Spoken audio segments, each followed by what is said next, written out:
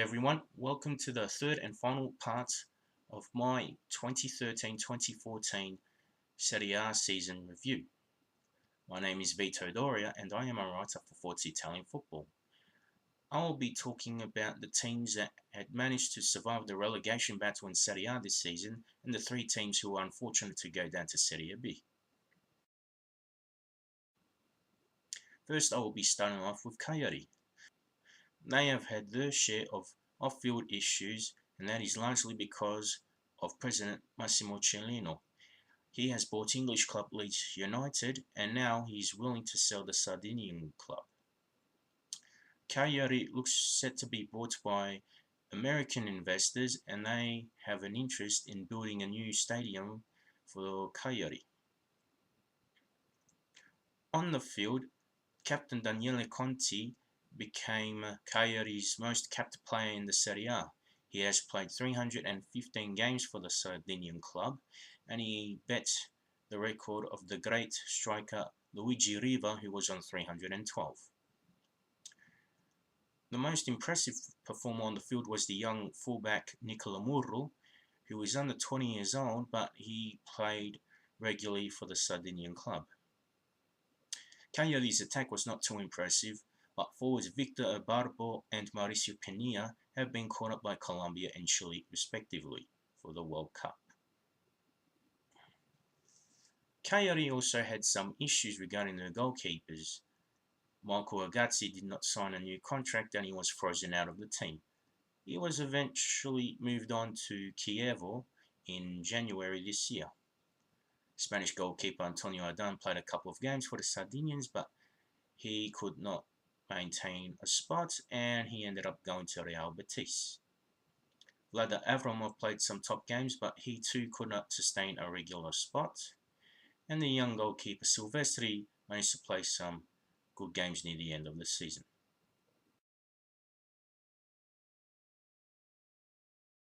In 16th place was Chievo. The Flying Donkeys once again battled it out for Serie A survival. They had started the season under former Siena and Palermo coach Giuseppe Sannino, but then he was given the sack in November 2013. Eugenio Corini, who was the coach for most of the 2012-2013 season, was called back in again.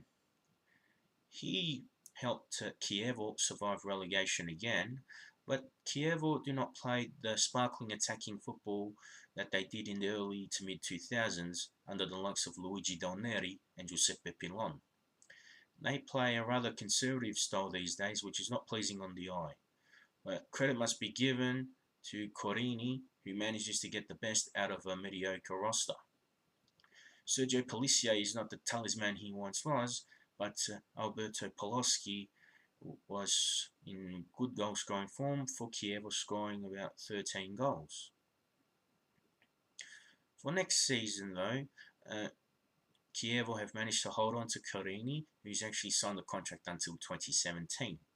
If they're not going to be more ambitious and spend money on better players, what they can do, like Torino, is have a look at their youth team as well, because in their group for the Primavera they were very dominant, topping the table with ease, and they had a young star called Victor da Silva. The Brazilian scored 19 goals in 22 matches in the Primavera games. In 17th place was Sassuolo. The Neroverdi come from a small town near Modena in the Emilia-Romagna region. It was their first ever season in Serie A, having won Serie B last season. Serbio Di Francesco coached the team throughout this season, except for 5 games in which Alberto Malassani took control of the team and lost all 5 games.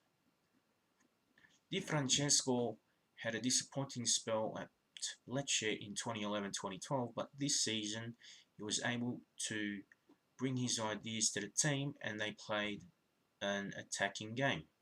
It was a very young roster too, especially in attack with the likes of Domenico Berardi, Simone Zaza and Nicola Sansone. They proved to be more valuable than the experienced strikers of Antonio Flores and Sergio Floccari. Berardi was a real revelation this season, and the young Calabrese scored 16 goals for Sassuolo. He scored a hat-trick against Sampdoria, and he played impressive football against Fiorentina, in which he got a hat-trick as well. But the real game that didn't make his mark was the 4-3 win against AC Milan, in which he scored all 4 goals. Sassuolo would be eager to have Berardi there for one more season, as he is a talisman for the club despite his young age. In 18th place, and one of the 3 teams to be relegated, was Catania. They had been in Serie A for 8 years, but the Etnei have finally gone down. When they came into the Serie A in 2006-2007, Pasquale Marino was a coach who encouraged an attacking style of play, and they had a few unknown Italians in that team. That style of football was successful for them. Then eventually they developed a habit for getting these cheap imports, in particular a lot of these Argentinian players who were of an unknown quantity. It has worked for quite a long time, but this season it seems that plan has backfired.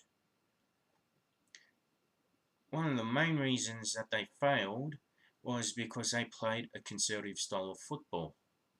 In some games, particularly in the end of the season, under coach Mauricio Pellegrino, is that they were able to play an attacking style, and when they did attack, they moved the ball fast, they moved the ball intelligently, and they looked like a real threat going forward.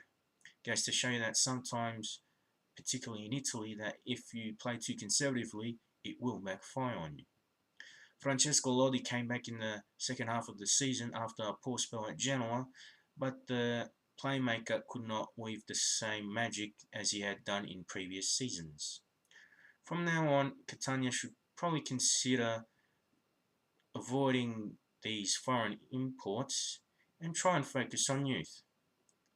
I'm sure that, even if they just build a team around Sicilians, they could build a half-decent team without the need of looking overseas for someone mediocre who will just look good in Serie A.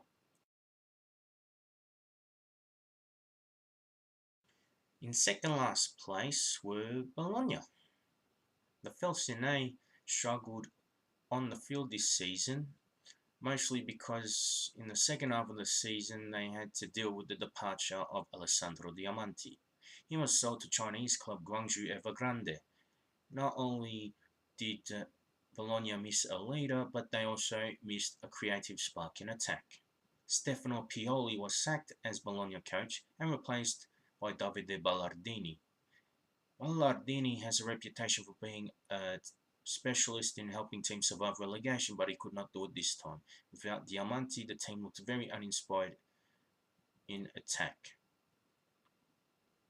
Gianluca Curci is the goalkeeper for Bologna. He is good at dealing with close-range shots, but he's very suspect to long-range shots. He has been involved with 3 teams now who have been relegated. Siena in 2010, Sampdoria in 2011, and now with Bologna. Off the field, the president seems willing to sell the club. There is a businessman called Massimo Zarnetti who is part of the Segafredo Coffee Group, but no official deal has been done yet. One of the ideas that Bologna have come up with is to get Zdenek Zeman as a coach. He is an excellent coach in my view. He plays attacking football and gives kids a chance. Zeman needs the roster to be cleaned out, and also he needs to be given the opportunity to recruit kids and then get them to fit into his system. The final team I will talk about is obviously the team that finished on the bottom, Livorno.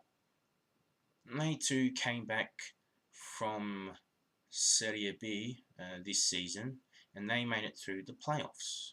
They hadn't been in Serie A since the 2009-2010 season. They relied on a lot of youngsters such as Francesco Bardi in goal, Federico Ceccarini in defence, and there were a few others that came from Inter like Mboi and Marco Benassi. The main problem wasn't so much youth, but a lack of creativity in the team. Leandro Greco was meant to be the playmaker, but he might be a decent ball distributor, but he's not someone that provides a piece of magic. He doesn't produce moments of real fantasy or genius.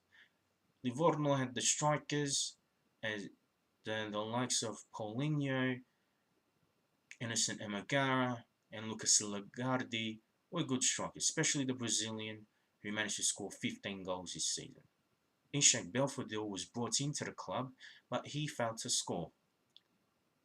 He had one game against Sampdoria where he provided 2 assists, but otherwise the Algerian international was a disappointment. In the coaching situation, they made 3 changes. They went from Davide Nicola to Attilio Perotti, then to Domenico Di Carlo, and back to Davide Nicola. Nicola is not a bad coach, but the roster was not good enough to work with in Serie A. And I'll emphasize again, they needed a good playmaker. Now, Aldo Spinelli, the president, is looking for some new buyers. Stefano Bandecchi was about to buy the club, but that move did not work out. So Livorno will try to get back into Serie A again for sure, but depending on who they get as a coach, it would be good if they had something stable off the field, whether Spinelli sells the club to a better buyer, and probably a better recruitment policy, or just finding the right players to fit the coach's system would help a lot. Thank you all for listening to my Serie A reviews. I am Vito Doria. I hope you've enjoyed listening to my reviews of the 2013-2014 Serie A season, and there will be plenty more, and it won't be just limited to Italian football. There will be plenty more on the World Cup and also on non-Italian football as well. Thanks for tuning in.